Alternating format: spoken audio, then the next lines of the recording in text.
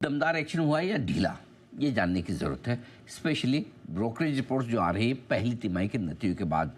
देख लेते हैं किन शेयरों ने इंटरेस्टिंग रिजल्ट्स दिए हैं और उन पर आई है रिपोर्ट्स। अंश हमारे साथ तैयार है बताने के लिए। अंश बताइए। बिल्कुल। सबसे पहले उन स्टॉक्स के बारे में बताता हूं जहां पे ब्रोकरेजेस के बड़े अपग्रेड्स आए हैं। सबसे पहले एचडीएफसी एएमसी पे बात करेंगे। यहां पे जेपी मॉर्गन की जो है न्यूट्रल से बढ़ा के ओवरवेट की रेटिंग दी गई है। टारगेट प्राइस भी देखें तो यहां पे 5000 से बढ़ा के 6500 का दिया है। तो यहां पे जो है 30% का अपमूव एक्सपेक्ट किया जा रहा है। इनका कहना है कि रेवेन्यू यील्ड और ऑपरेटिंग प्रॉफिट दोनों स्ट्रॉन्ग रहे और आगे भी इसमें अच्छी पॉजिटिविटी बनती हुई नजर आ सकती है।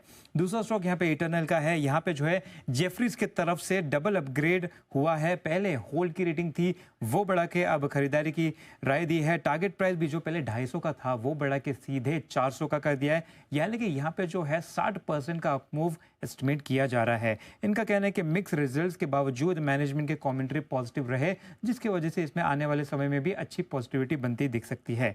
एल्केम लैब्स भी फोकस में है और यहाँ पे जो है जेफरीज की रिपोर्ट है और डबल अपग्रेड किया है। अंडर परफॉर्मेंस की रेटिंग को बढ़ाकर सीधे खरीदारी की राय दी है।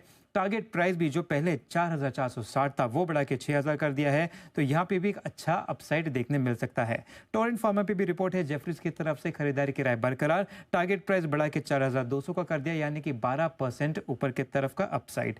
ये तो हो गए कुछ बड़े अपग्रेड्स, लेकिन इनके अलावा ऐसे भी कई सारे स्टॉक्स है जो रिजल्ट्स की वजह से बाद में हमें बहुत अच्छी तेजी बनती हुई नजर आए और साथ ही साथ ब्रोकरेज रिपोर्ट भी इस पे आते हुए नजर आए।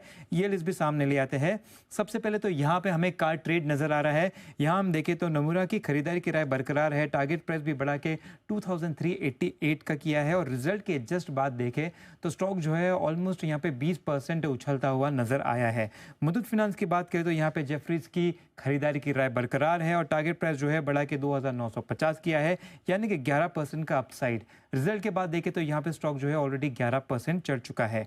आखिर में अशोक लेलैंड की बात करें तो यहाँ पे सीएलएसए की रिपोर्ट है। यहाँ पे होल्ड की जो रेटिंग है इसे अपग्रेड करके एक्यूमुलेशन की रेटिंग दी है। टारगेट प्राइस भी बढ़ा के 136 किया है, यानी कि 20% का अपसाइड यहाँ पे एक्सपेक्ट किया जा रहा है। और रिजल्ट के बाद हमने देखा 7.5-8% बढ़ता हुआ स्टॉक नजर आया है।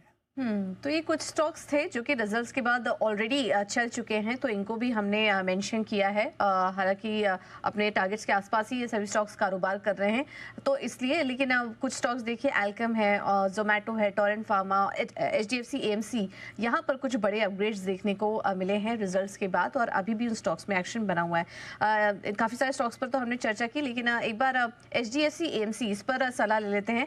सचिन जी, एचडीएफसी एएमसी देखिए दिन के ऊपरी स्तर पर अब कारोबार कर रहा है। शुरुआत थोड़ी कमजोरी के साथ हुई थी, लेकिन अच्छी बाइंग यहां पर भी नजर आ रही है। आपका क्या व्यू बन रहा है स्टॉक पर? पूजा जी, यहाँ पर एक क्लासिक कैंडलस्टिक कंटिन्यूएशन पैटर्न है जिसे हम राइजिंग थ्री कहते हैं। एंड जिस तरीके से अभी भी यहाँ पर एक अच्छी सीक्वेंस है, बुलिश सीक्वेंस ऑनगोइंग है, इसके आरएसआई में कहीं पर भी डाइवर्जेंस के साइंस नहीं है। तो मुझे लग रहा है यहाँ पर जो स्ट्रेंथ है वो कंटिन्यूड ही रहनी चाहिए। थोड़ा सा अगर स्टॉक कंसोलिडेट भी होता है तो मुझे लग रहा है 5560 5570 के आसपास इसका जो 20 day exponential moving average support है वो काफी इंपॉर्टेंट होगा। And on the higher side gradually मुझे लग रहा है ये स्टॉक 6000 6040 तक की एक मूव यहाँ पर दिखा सकता है। तो मुझे लग रहा है यहाँ पर अगर किसी की एग्जिस्टिंग लॉन्ग पोजीशन है तो रिटेन करने की सलाह होगी। इवन ऑन डिक्लाइंस मुझे लग रहा है ये स्टॉक खरीदा जा सकता है। स्टॉप लॉस आपको 5520 पे लगाना है एंड पोजिशनली मुझे लग रहा है 6040 के आसपास इसे रिव्यू करना है। एचडीएफसी एएमसी डे हाई पर आता हुआ सुबह एक डिप लगाकर वापस से मजबूती की तरफ बढ़ने की कोशिश